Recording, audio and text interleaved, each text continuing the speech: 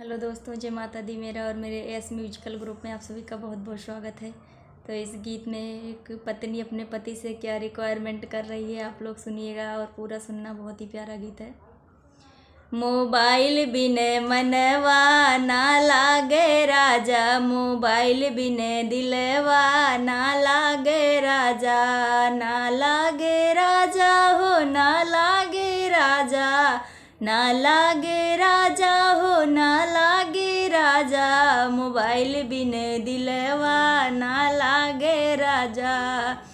सास के लिए बिंदिया ननद के नथिया, सास के बिंदिया ननद के नथिया, हमारे लिए हरे वाले आना राजा, हमारे लिए हरे ले आना राजा, मोबाइल बिन दिलवा ना लागे राजा, मोबाइल बिन मनवा ना लागे राजा। सास के लिए कंगना ननद के लिए चूड़ी, सास के लिए कंगना ननद के लिए चूड़ी, हमारे लिए मेहंदी ले आना राजा, हमारे लिए मेहंदी ले आना राजा, मोबाइल बिन दिलवा ना लागे राजा, मोबाइल बिन मनवा ना लागे राजा।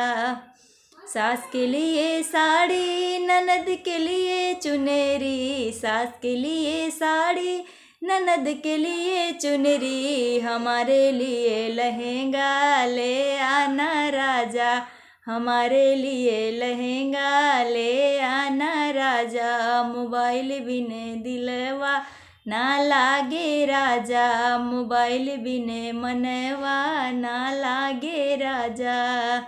सास के लिए नोकिया ननद के लिए सोकिया, सास के लिए नोकिया ननद के लिए सोकिया, हमारे लिए आईफोन ले आना राजा, हमारे लिए आईफोन ले आना राजा, मोबाइल बिन दिलवा ना लागे राजा, मोबाइल बिन मनवा ना लागे राजा, मोबाइल बिन दिलवा ना लागे राजा।